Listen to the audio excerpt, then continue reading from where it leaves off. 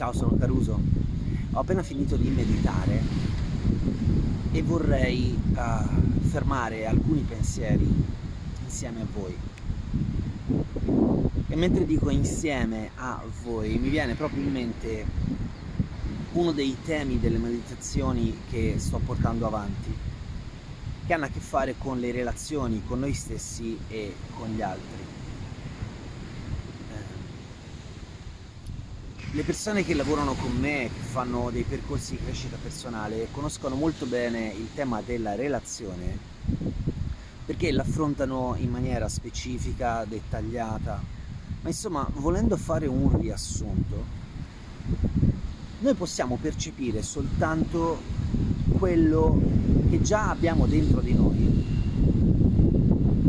e quindi negli altri vediamo ciò che siamo. E allora qualcuno sostiene che noi utilizziamo gli altri come specchio di noi stessi.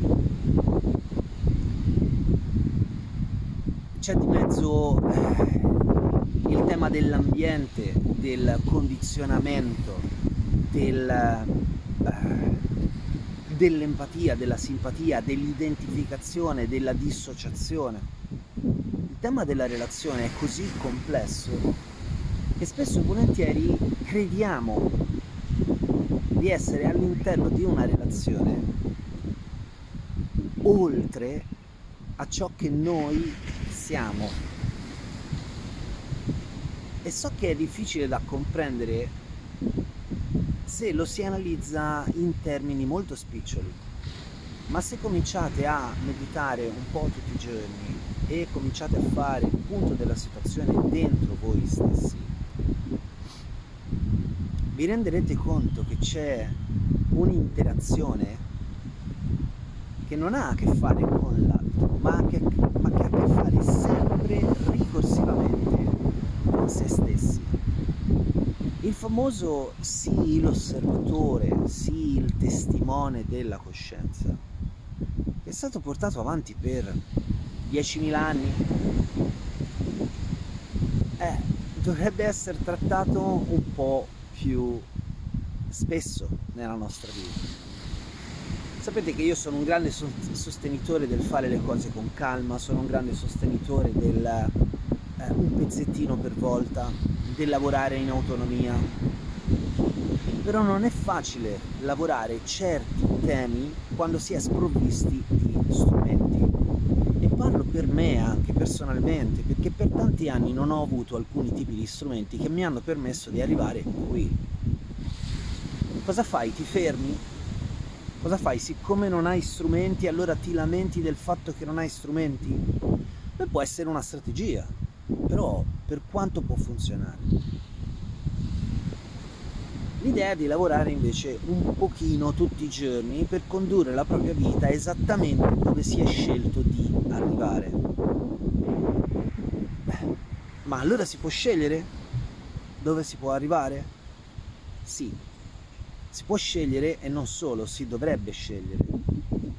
Si dovrebbe fare proprio un lavoro di ricondizionamento delle cose che possiamo, che non possiamo fare, che vogliamo, che abbiamo scelto o che abbiamo lasciato che gli altri scegliessero per noi.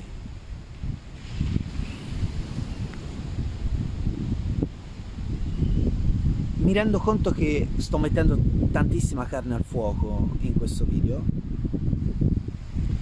Mi rendo conto che per molti non sarà facile comprendere che tutti i temi della relazione sono concatenati fra loro e che non c'è una vera e propria relazione se non con se stessi. E questo è uno dei motivi per cui grandi filosofi continuavano a sostenere il conosci te stesso come primo metodo di approccio alla vita. Io sono più dell'idea del riconosci te stesso, però forse questo tema del riconoscersi lo lascio per un altro video. Mi piacerebbe davvero tanto che tu mi scrivessi un commento sotto e mi dicessi quale di questi temi ti appartiene di più, quale di questi temi ti entusiasmano di più, vorresti che approfondissi di più. Ma voglio essere franco con tutti voi e vi dico che certi temi vanno lavorati tanto. Non è possibile avere una strategia, una tecnica o soltanto una spiegazione. Dobbiamo imparare a prendere in considerazione noi stessi tutti i giorni un po'. Non è sempre facile, richiede impegno quotidiano, ma ecco, si può fare, molti lo fanno, molti di più di quanto vi possiate immaginare.